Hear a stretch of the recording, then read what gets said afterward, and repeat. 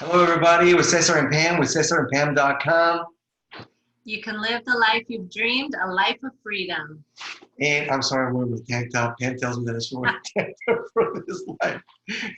But anyway, just as a reminder for those of you who watch this for the first time, Pam and I have a business, travel business on the internet, an internet business in the travel industry. And we also have a brand called Cesar and Pam, cesarandpam.com, where we want to teach you how you don't have to sell your soul, your family, or your health to grow your business and achieve your dreams. It is actually by becoming a good steward of everything that God has given you that you can actually achieve those dreams. And today we're going to talk about a subject that is super important and super challenging, which is teenagers.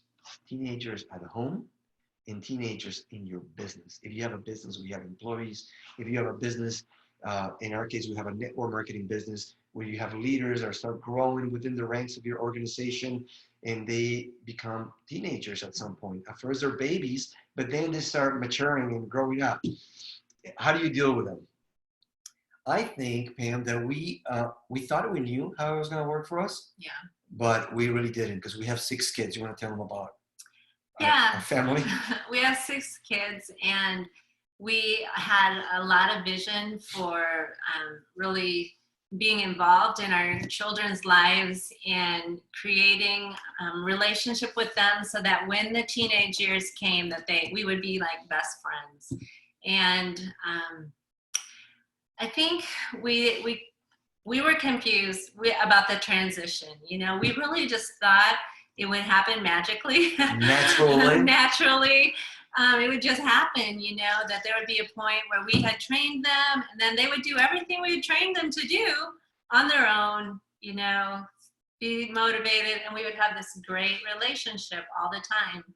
And that wasn't realistic. Why? Well, we really haven't been sure why. You know, we get a lot of chances to do this, right? I mean, it's a good thing we have 6 kids, right? What ages are our kids? Our oldest, our daughter, she is about to turn 26, and really she's married. Yeah, and she did everything that we had dreamed. I mean, she was easy. No problems. She really wanted to please.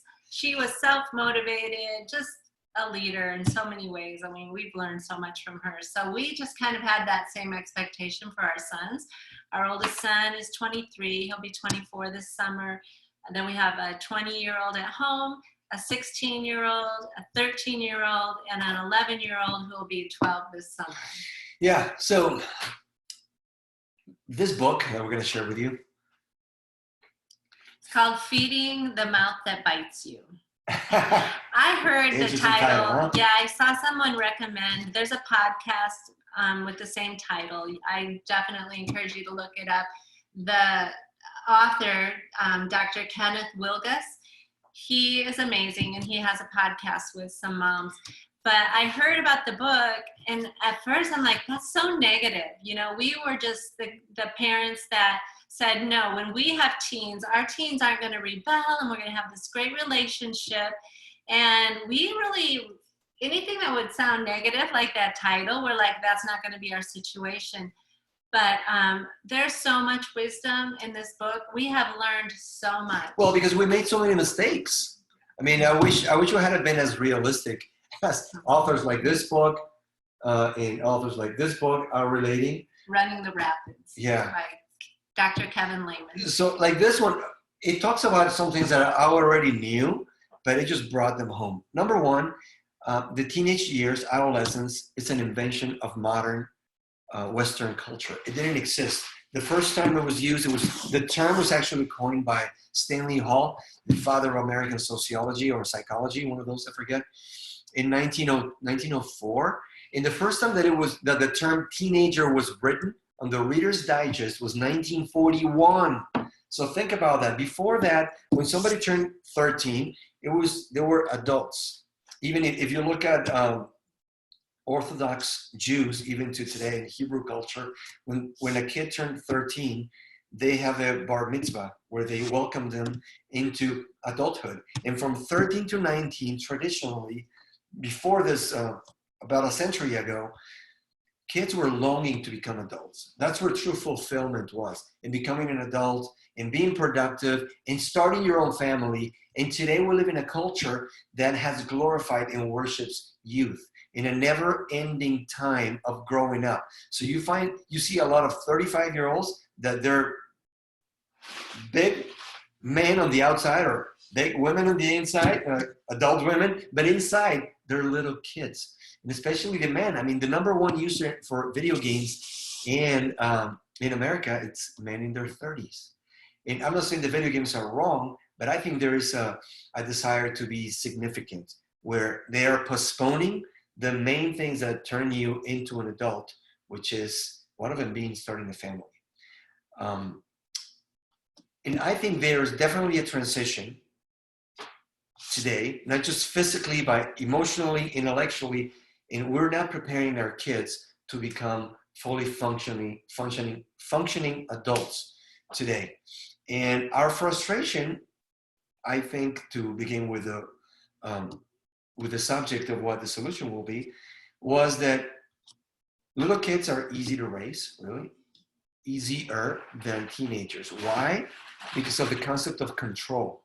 You can tell a child that to do something, and you give them clear consequences for it, and if they don't do it, you apply the consequences, and that's it. And you teach them a good concept of self-control, of self-management that will help them throughout the rest of their lives. But at some point, they stop being that little child that can be managed that way, and they start becoming adults. And you need to change the tactics. Yeah, I think we thought that we wanted our kids to become adults and have more responsibility. And I think a lot of ways, our kids, our older ones, they showed a lot of responsibility. But I think we always wanted them to do it the way we wanted them to do it. We still wanted to have control over how that was achieved. Yeah. And I think what we found is that that's not the way to do it. There's a process, there's a transition, and it's not going to always look pretty. And it's not, they don't become adults and look just like you, make all the same decisions that you would make as a parent. Yeah, I think from the baby boomer generation, 1946 to 1964, they were raised by the previous generation, which was the Great Depression, the post-World War II generation. They overprotected the baby boomers. They became the first me generation. That's when the term of the American dream was born as well. And then that generation, so think about the baby boomers, then you have the Gen X, and then the Gen Y, which is the millennials. And now today we have the Gen Z generation. And I think we have several generations that are just refusing to grow up. And us being in the right between baby boomers and Gen X, we didn't know how to raise our kids strategically, proactively teaching them how to become adults by the time they become by the time they're 18. I think, like you said, we assumed that it was just going to happen naturally. And we got frustrated, and we continued to want to exert control over them, which damaged our friendship with them for a season. Yeah, so we learned after, especially our oldest son, that we were being too controlling. And we said, we no longer have control over our teenagers, our adolescents. What we have is influence in their lives. Mm-hmm. And we were saying that for a while now. But it wasn't until we read this book that we really had a way to implement that, like, what does that look like? What does this influence look like? What should our expectation be during this time of transition? Yeah. And he relates a story in the beginning of the book of really what needs to happen is a planned emancipation, like liberation of a country. And he says, picture this. Mahatma Gandhi talking to the British generals in India. We think it's time that you recognize that you are masters in someone else's home. Despite the best intentions to the best of you, you must, in the nature of things, humiliate us to control us. It's time you left. The British official answered, with respect, Mr. Gandhi, without British administration, this country would be reduced to chaos. Gandhi says, I beg you to accept that there is no people on earth who would not prefer their own bad government to the good government of an alien power. I think we feel that from my teenagers. Like, Yeah. I'd rather make my own bad choices than your imposed choices, the British official says. You don't think we're just going to walk out of India? Gandhi says, yes. In the end, you will walk out because 100,000 Englishmen simply cannot control 350 million Indians if those Indians refuse to cooperate. So, okay, transitioning then, what is the solution?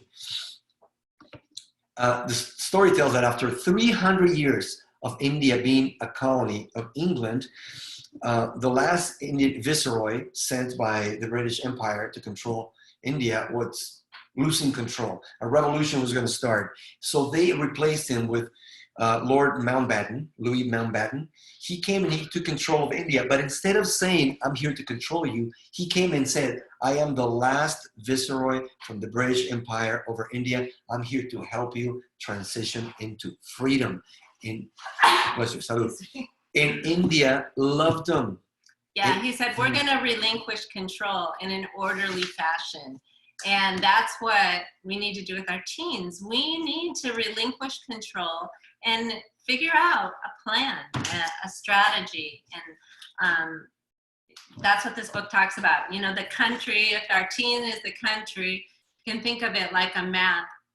And there are different territories that we can start giving them ownership. You know, it could be the music they listen to, their room, how clean or dirty they keep it. Friends. Their friends that they have, the clothes that they wear, their schoolwork.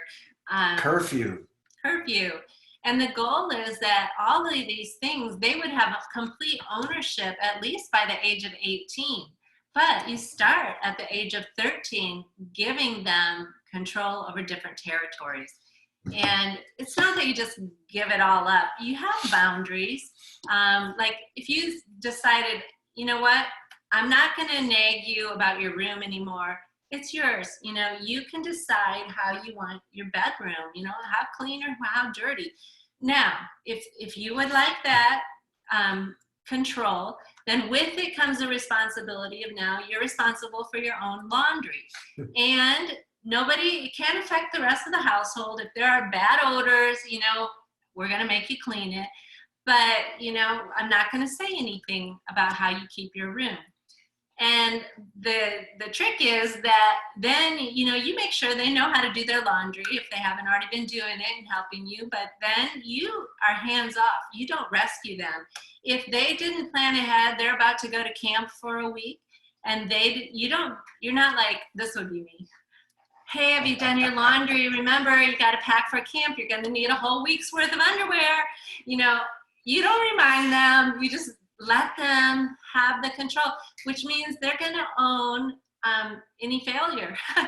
And you don't rescue them. You don't go buy them a whole pack of underwear. You know, maybe they have to go do that with their own money, but you just let them live with the consequences. Maybe they have to pack dirty clothes. You know, maybe they have to wear something dirty before they realize, you know, I got to do better in this area.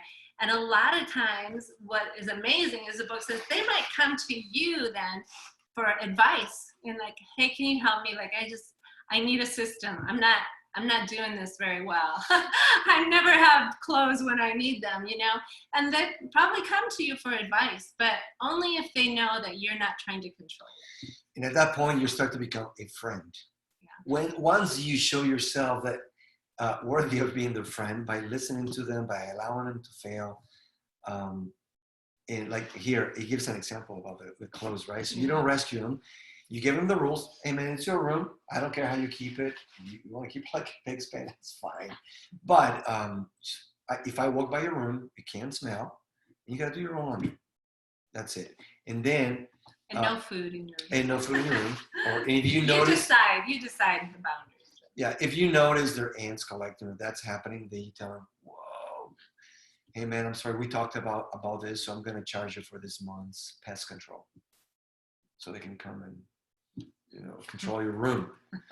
And he says, don't be afraid to occasionally comment on their increased shabbiness or new musky cologne smell. Just be sure, make a joke out of it, always reminding them that, hey, that's your business. Don't ever take this autonomy back. They will need time to experience real life consequences. For many adolescent boys, all it will take the first time a cute girl asks them, what's that smell? Next thing you know, he'll be asking for a primer on how to use a washer and dryer. So above all, if they come dashing out of the room one day in a panic and say, quick, I'm supposed to have this shirt ironed for my concert, you must stand there, drink your coffee, and say, bummer. What are you going to do? If you rescue them from the consequences of their irresponsible choices, all is lost. You cannot iron for them now because you are finishing your coffee. Some of my favorite responses include, I always hang my shirts up after I wash them, but that's just me. Or address your spouse in your teenager's presence and say, hey, honey, remember that time when you forgot to iron your shirt before that big interview? Lastly, consider the always useful. What are you, 6? You can figure this out on your own. Overly nurturing moms always think that it's a loving behavior towards a child, that this is a loving behavior toward a child in trouble. My answer is that this is respectful behavior toward a capable adult. Yeah. And you know what we are learning is that our kids want to be seen as capable. They're asking us, do you see me as capable in this area? And they want our approval. And so we need to give it. You know, we need to give it before we think, oh, they're going to do everything the way we want them to do it. They're not, you know, but we need to give them the responsibility. And plus there's things you can just go, you know what, you can't control it. You know, we found that out. You can't control what music they listen to. You know, you might have talked about the type of music that as a family, you know, what you feel is good since they were little. But there comes a time, because of technology, you don't have control. There are so many ways that they can listen to what they want to, so you might as well give up that control.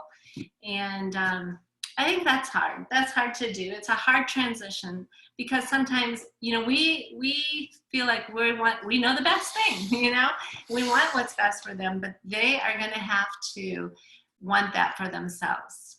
And I think too, realizing that giving up that control doesn't mean that they're always going to do exact opposite and it's never going to go well.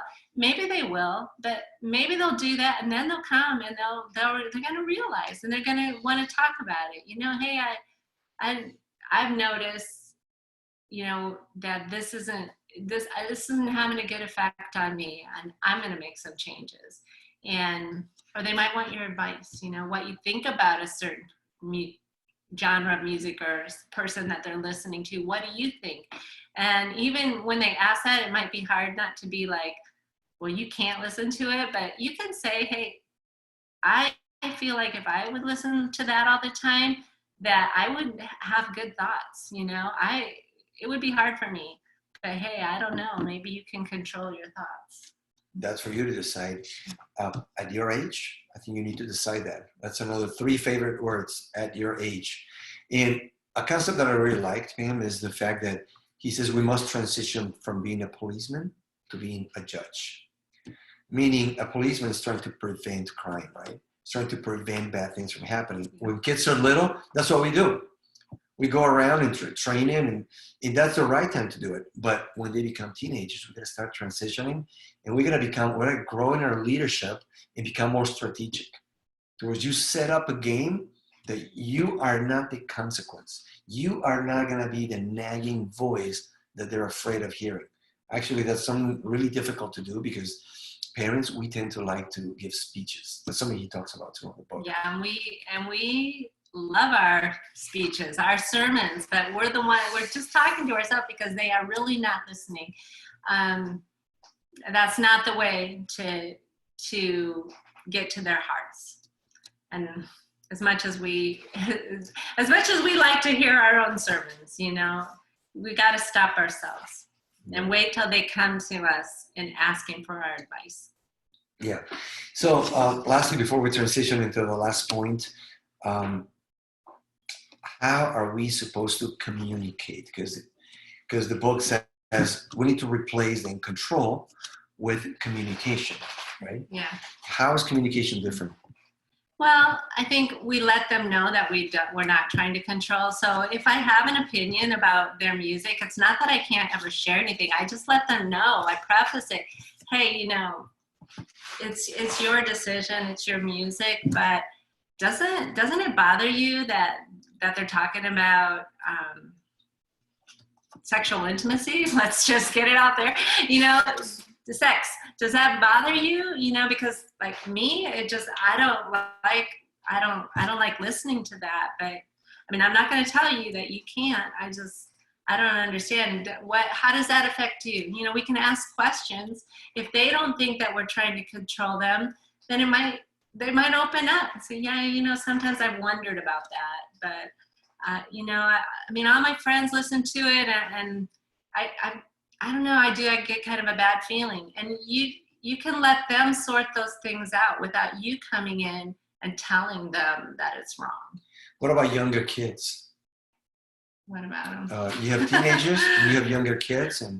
Well, when it comes to music, I mean, that's one of the boundaries that you need to put that, you know, you have younger siblings. And so if you're going to choose to listen to that person's music, you cannot play it in a speaker in our home. You know, we don't want the younger siblings to hear it. I don't want to hear it.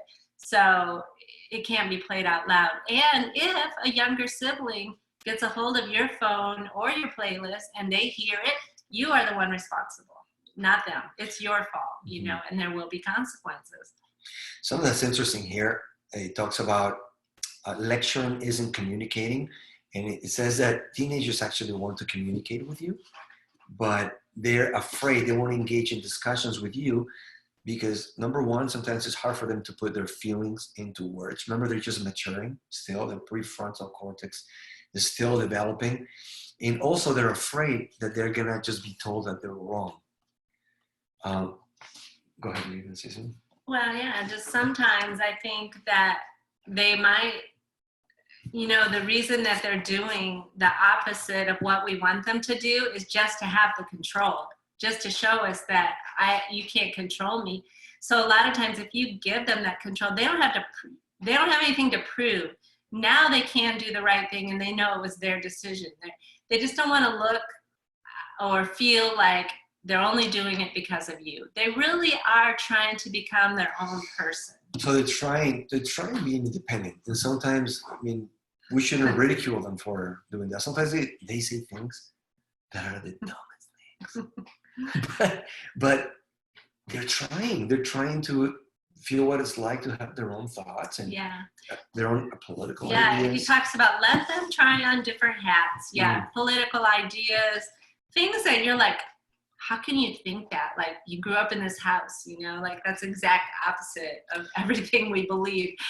But let them talk about it, you know, let them talk about it while they're in your home, because if you don't give them that time now to sort out those ideas and still be around you and hear what you're thinking too, it's like they're going to go have to sort that out later. Look at this great example. When your teenager tells you, I just think religion is responsible for most of the wars and hatred in the world. Religious people just go around thinking they're better than everybody because they have God on their side. The wrong response would be, where did you get that? From that left-wing history teacher you keep talking about? Ooh, I've said that before. If it weren't for religion, we wouldn't have this great country. And what's wrong with saying so if you know that God is on your side? Never mind, says the teenager. And you say, why don't you go ask that teacher of yours who he thinks founded this country? Atheists? Leave me alone, says the teenager.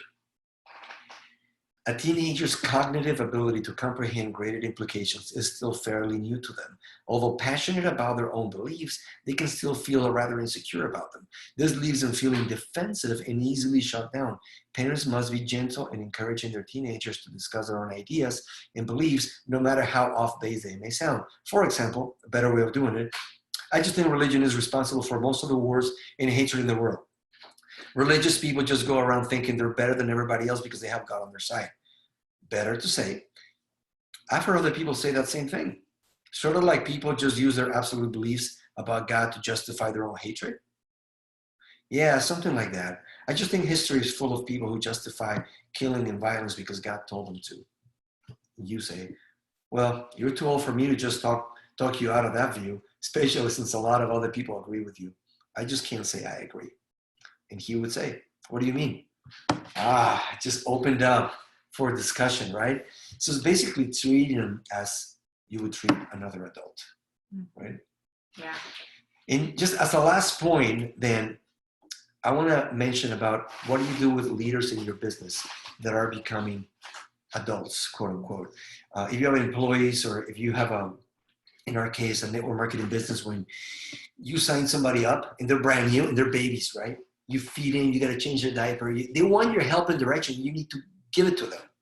But as they get older and some of those people remain in the business and they have shown some leadership, they're becoming teenagers, it's normal for them to want to try their independence from you too. So it's not time to come and impose what your views are. It's not time to try to have them do everything you would do if you were in their situation. It's time to let them spread their wings and try something without you being there. What is that? The illustration for how to give criticism?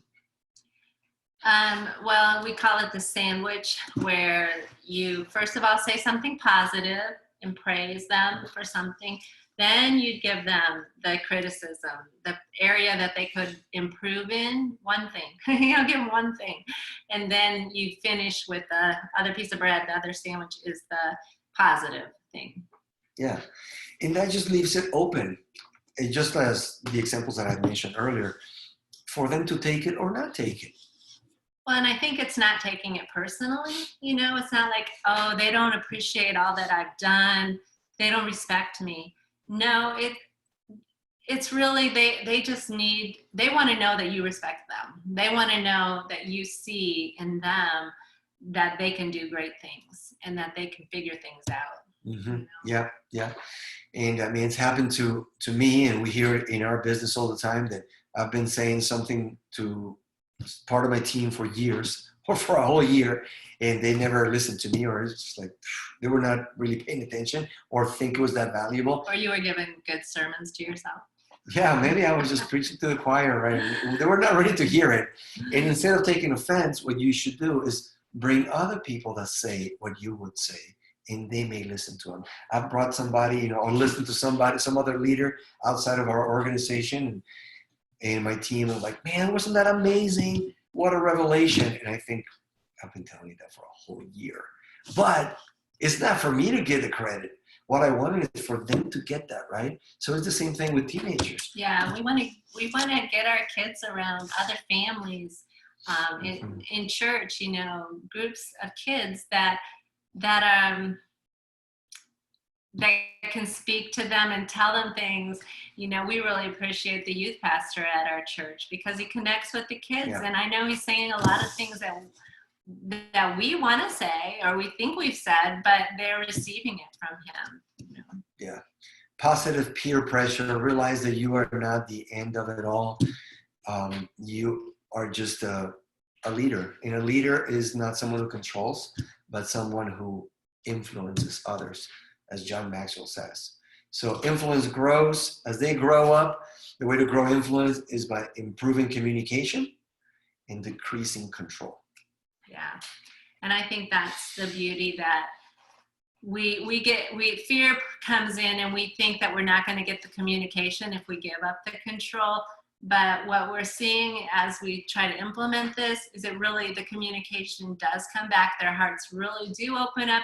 They really do care what we think, even though we feel like they've been saying they don't care, but they do care. Mm-hmm. When you can give up the control and just be an influence. So get a hold of these 2 books. It's Feeding the Mouth That Bites You. There's also a podcast by the same name, and Running the Rapids. Kevin Lehman and Kenneth Wilgus. Good stuff. We're going to talk about it more later, but hope it helps you. Like the video if you liked it. Share it with somebody that you know would need it, would use it. subscribe to our channel. Yeah, ask us questions. We love to answer questions. So we are Cesar and Pam. Yeah, you can live the life you've dreamed, a life of freedom. All right, and you don't have to sell your soul, your family, or your health to grow your business and reach your dreams. See you in the next one.